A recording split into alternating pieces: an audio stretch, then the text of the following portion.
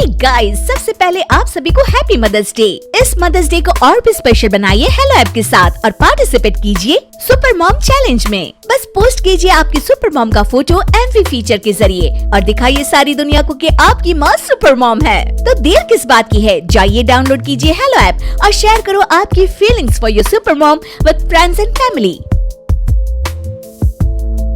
दीवार पर टंगी सास। पंजाबी में कहावत है, सास चंगी होवे या ते दीवार ते टंगी होवे। संगीता की शादी भी एक ऐसे ही घर में होती है जहां उसकी सास दीवार पर टंगी होती है।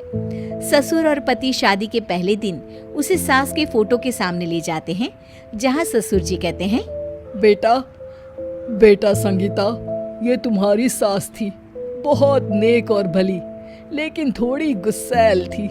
गुस्सा आने पर सब तहस नहस कर देती थी, पर अब ये इस दुनिया में नहीं है। हाँ संगीता, माँ होती तो तुम इनकी कोई बात टाल नहीं सकती थी, वरना तो माँ घर में भूचाल ले आती।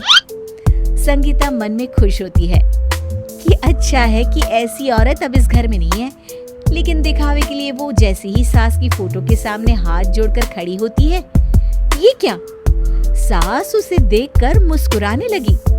संगीता आंखों को मलकर एक बार फिर से देखती है, लेकिन फिर सास के चेहरे का भाव, भंगिमा यानी एक्सप्रेशन बिल्कुल बदले होते हैं। वो अपने पति और ससुर को कहती है, माँ की तस्वीर तो स्माइल कर रही है। ना बेटी, ये कैसे संभव है? जरूर तुम्हें कोई गलती हुई होगी, ऐसा कैसे हो सकता है? लगता है तुम शादी की सारी फॉर्मेलिटी करते करते थक गई हो, तुम्हें आराम की जरूरत है संगीता। खैर, सारे संगीता की बात को इग्नोर कर कमरे में चले जाते हैं। वैसे सास की फोटो पर एक्सप्रेशन एक के बाद एक बदलते ही रहते हैं। सुबह होती है, पति और ससुर को काम पर भेजकर संगीता कमरे की सफाई करने में लग जाती है कि तभी उसे आवाज आती है, टेबल ठीक से साफ करो। ऐसे भी कोई टेबल साफ करता है? इससे अच्छा तो ये गंदा ही था। किसी औरत की आवाज सुन संगीता दंग रह जाती है और सोचने लगती है कि आवाज कहाँ से आई। आवाज को नजरअंदाज कर वो फिर से अपना काम करना शुरू करती है, लेकिन इस बार तो आवाज बिल्कुल उसके कान के पास से आती है। मेरा घर है ये, जब तक मैं थी चमका कर रखती थी, हर एक चीज शीशे की तरह थी। तुम्हें तो ना सफाई आती है ना कुछ पता है। क्यों तुम्हें मेरे घर की जिम्मेदारी दे दी गई है? पता नहीं तुम में मेरे बेटे को क्या दिखाई दिया। मैं होती तो एक से बढ़कर एक लड़कियों की लाइन लगा देती। अब संगीता को समझने में देर नहीं लगी कि ये आवाज किसी और की नहीं बल्कि उसकी सास की है, जो दीवार पर टंगी है। वो उसके पास जाती है और कहती है, नमस्ते सासू माँ, मुझे तो कल ही लग रहा था कि दीवार में कुछ काला है। वो दीवार नहीं, दाल होती है पगली। सही पकड़े हैं सासू माँ। तो क्या हो गया आपको जो आप यहाँ भी चैन से नहीं बैठी हैं? सुना मैंने आपका व्यवहार काफी गुस्से वाला था।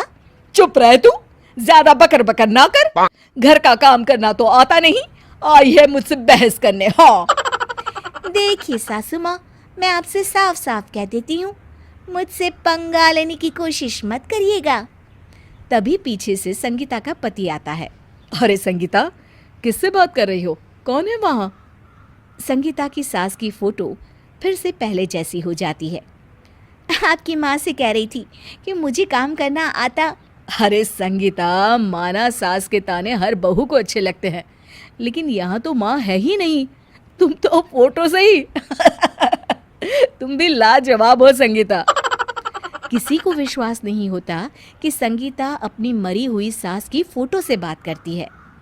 वहीं आए दिन संगीता की सास संगीता को किसी न किसी बात पर आते जाते ताने देती। संगीता को भी अब सास के तानों और उनसे बात करने की आदत हो गई। वो कभी खानदान की कहानी तो कभी तीज त्योहार कैसे मनाए या किसी व्यंजन की रेसिपी सास से ही पूछती। सारा दिन घर में अकेली संगीता की सास अब उसके लिए तानों के साथ पक्की साथी की तरह भी रहने लगी थी, जो किसी और को नहीं बल्कि संगीता को ही सुनाई देती। तो देखा आपने, सास बहू का रिश्ता हर रिश्ते से ऊपर होता है, फिर चाहे वो खट्टा हो या मीठा,